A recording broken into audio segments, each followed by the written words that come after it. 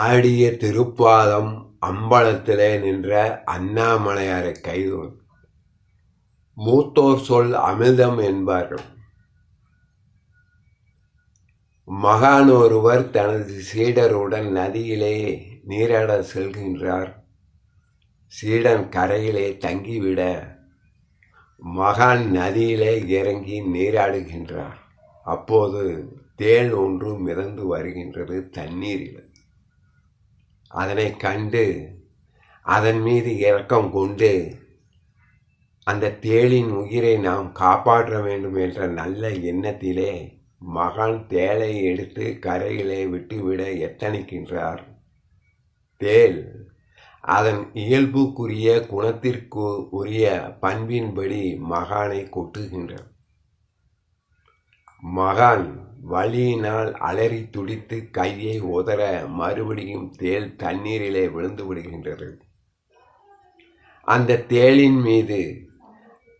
தேளின் உயிரின் மீது மறுபடியும் கருணை கொண்டு தனது வலியையும் பொருட்படுத்தாமல் மகான் அந்த தேளை எடுத்து கரையிலே விட்டுவிட தீர்மானம் கொண்டு அந்த தேளை எடுக்கின்றார். மறுபடியும் தேள் தனது இயல்புக்குரிய குணத்தின்படி மகானை கொட்டுகின்றார்.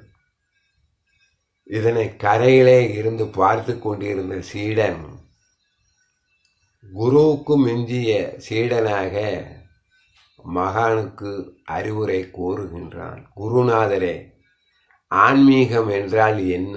உலகில் படைக்கப்பட்ட பொருள்களை, படைக்கப்பட்ட ஜீவராசிகளை அதன் போக்கிலே விட்டுவிட வேண்டும் என்பதுதான் ஆன்மீகம் கூறும் ஒரு உண்மையாகும். நீங்கள் கருணை கொண்டு தேளின் உயிரை காப்பாற்ற போராடுகின்றீர்கள். தேள் தனது இயல்புக்குரிய குணத்தின்படி நீங்கள் செய்கின்ற உதவியை நல்லது எது கெட்டது எது என்று அறியாமல் உங்களை கொட்டுகின்றது. ஆகவே அதன் போக்கிலே தேளை விட்டுவிட்டு நீங்கள் கரையேறி மேலே வாருங்கள் என்று சீடன் குருவுக்கு அறிவுரை வழங்குகின்றான். மூத்தோர் சொல் அமிர்தம் என்று கூறுவார்கள்.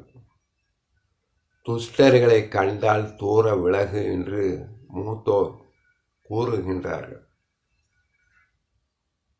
தேளிற்கு விஷம் அதன் கொடுக்கிலே உள்ளது. பாம்பிற்கு விஷம் அதன் பல்லிலே உள்ளது. ஈ மற்றும் கொசுக்களுக்கு விஷம் அதன் தலையிலே உள்ளது.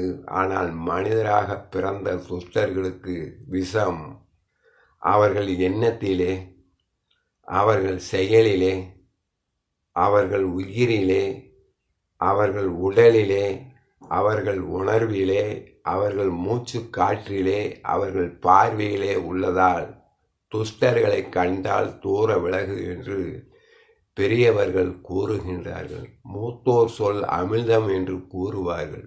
ஓம் நமச்சிவாய. ஆடிய திருப்ப